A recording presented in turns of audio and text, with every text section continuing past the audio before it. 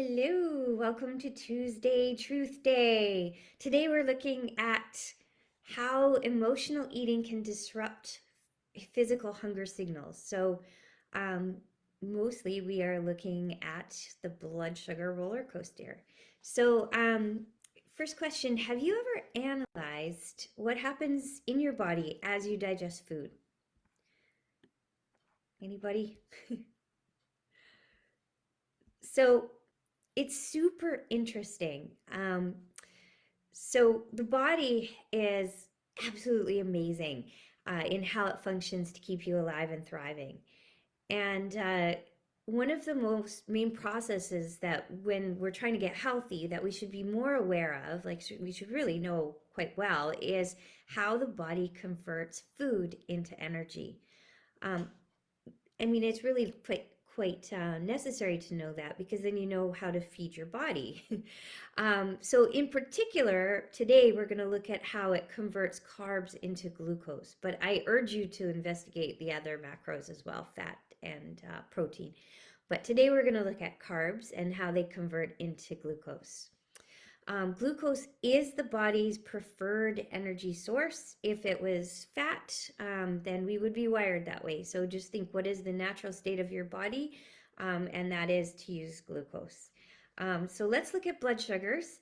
And I think you're going to be surprised. Well, I hope you're a little bit surprised today. It's kind of fun at how your body can trick you into eating more carbs even when you should be really full. And the funny thing is, it's doing it to protect you. As I've said many times before, your body's always got your back. It's trying to protect you, and everything it does is to keep you alive and thriving. So that's why it's so important to feed it properly, because when your body has to get creative, that's when the problems start. So, blood sugar roller coaster, here's one of the problems that it has to get creative for. Emotional eating can trigger the blood sugar roller coaster, which will make it really difficult to stay on track to stop the heavy carb food binges. So after a bout of emotional eating, many of us will realize like a couple hours later, we feel hungry again for even more. So if you've got a cake in the fridge, you know, you have a piece of cake, and an hour later, you're like, I want more cake. At least I do. I'm not sure about you. So the two culprits that cause this are actually very important and very revered hormones in our body, insulin and glucagon. So they are tasked with one of the most important jobs in our body, and that is to keep our blood sugars at a safe, stable level.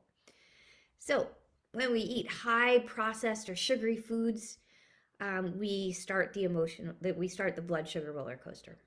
So this can happen after a high refined sugar meal, such as a burger combo at a fast food restaurant, you know, with a burger, fries, and Coke, or like pizza from Pizza Hut riddled with refined sugar. That's why it tastes so good. So this sends our blood sugar spiking. So if you think like white sugar, refined sugar, is the fastest blood spiker. So that's the thing that will send your blood sugar spiking the fastest and the highest.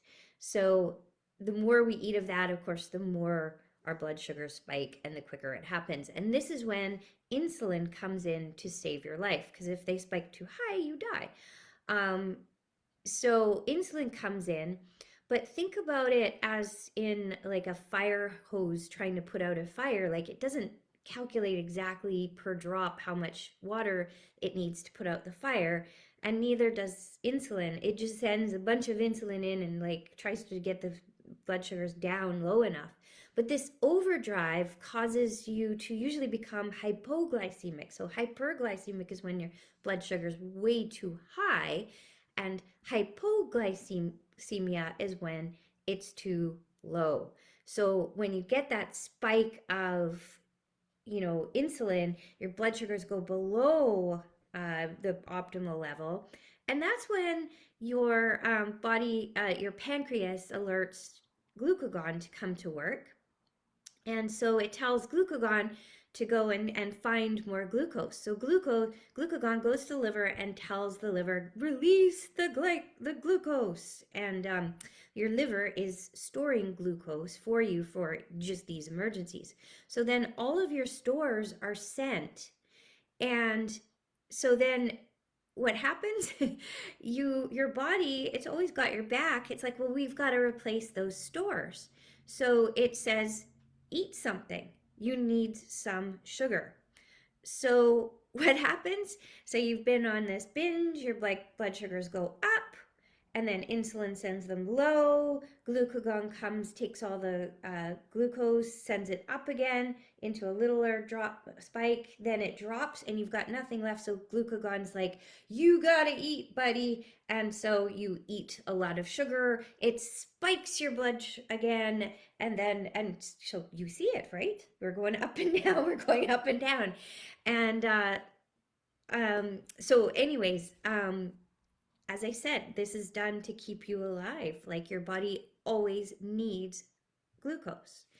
I don't know if I explained what hormones are, so I'll just like a little conjecture so that you're sure what we're talking about. But hormones are chemicals that coordinate different functions in your body, and they're carried around in your blood on little cholesterol boats. So you actually do need fats and cholesterol to keep yourself functioning. Um, and I'm going to do a talk about cholesterol eventually. I'm kind of a nerd, sorry. But the signals that hormones deliver tell your body what to do, what materials to use, and when. So your pancreas is the gland where insulin and glucagon are created, and it's in your stomach. And the enzymes that it produces are there to break down other foods like proteins, fats, and also the sugars. And it also produces, your pancreas also produces glucagon and insulin. As I said before, the last little bit of schooling, glucose is the main sugar found in your blood. You get glucose from carbohydrates in the food you eat, and this sugar, this glucose, is the most important source of energy for your body because it's the primary source of energy for your brain. It's the preferred and primary source for your brain function. Um, so um, Back to the roller coaster. So, as I said, refined sugar is the ultimate blood sugar spiker. So if you eat a lot of it, and it's riddled in processed foods, candies, cakes, any processed food. Like look at the processed food you're eating, and you will see sugar is number one on the list usually, and it's in all our favorite foods. That's why they're our favorites, but it will spike your blood sugar so high. And so when you get onto that high processed food diet, you're going to be up and down, and it's very, very difficult to go against your body when it's trying to save your life.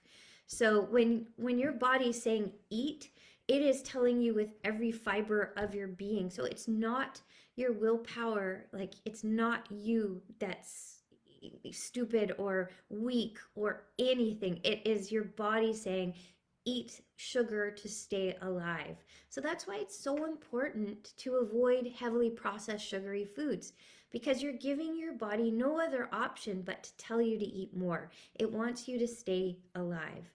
So how do we do that? Well, you're going to find yourself in situations, of course, where you're going to want to eat processed foods. There might not be anything else available, but there are other options. And I think if we work together, we can get creative. So say you're in the fast food lineup and you're going with your friends, order a burger, a veggie burger or a regular burger, and get it wrapped in lettuce instead of a bun. And if you're craving fries, avoid the fries and order 2 of those burgers wrapped in lettuce and pig out on those, because that's less hyperglycemic inducing than fries. The fries are riddled with sugar in those places. For drinks, stick to coffee. It'll give you that spike you're craving, or just water. Get fizzy water. That's all I drink now is fizzy water. And the other thing is to try and eat at regular intervals so your glucose levels never fall too low, triggering a binge or a real sugar sweet craving. Because remember, your body's going to tell you, I need sugar when it runs out of glucose. So if you're fasting, you're going to get that huge message. One of nature's beautiful sources of sugar is fruit. Contrary to what anybody tells you, there's lots of fiber in fruit when you eat it naturally. Fruit juice, on the other hand, not so good. Fruit in its natural state is perfect. Bananas are actually genetically modified. They're not that good because they are genetically modified. Um, Not in a chemical way, but they were hybrid.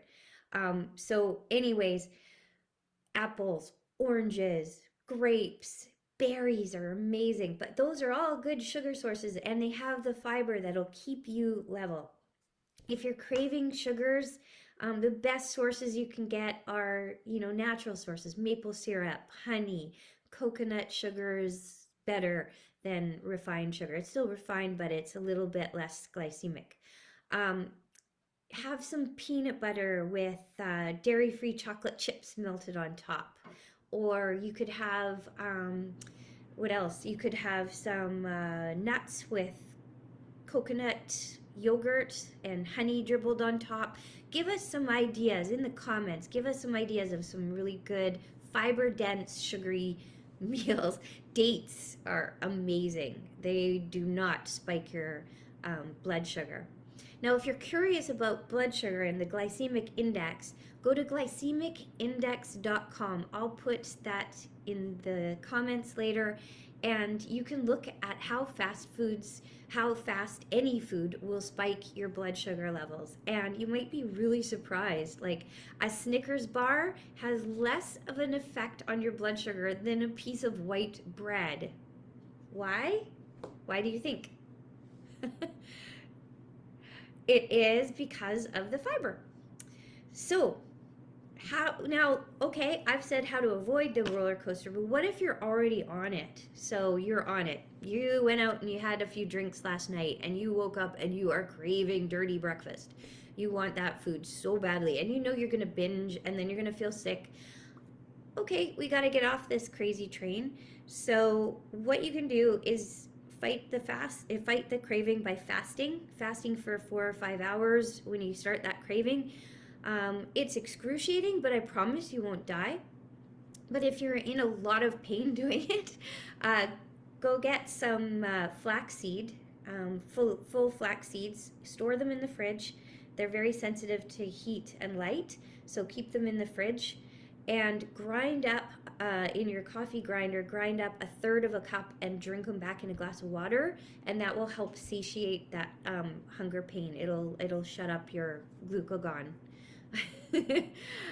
So I'll sum it up quickly. So when you binge on carbohydrates, the carbs quickly convert to glucose and your blood sugars spike. The insulin is triggered and it heavily sprays into your blood to bring the levels down. This excess causes the blood sugars to drop below normal, and glucagon goes to the liver and says, hey, release the stores. A little spike of all your liver glucose stores, then drops all the way down because there's nothing left in your system, and glucagon then tells you, eat. Actually, ghrelin kicks in and tells you, eat. I'm so hungry, I'm dying. And that causes you to spike again, and then the whole cycle goes and you're up and down. So what I want you to really take from this, though, is that it's not your willpower that's the problem. Your body is actually telling you to eat. There's nothing wrong with you. Your body's very persuasive. So just know how to deal with it and you will get along very well with your body. Let us know what you think of this live in the comments. Is it helpful? Why or why not? Thanks for tuning in.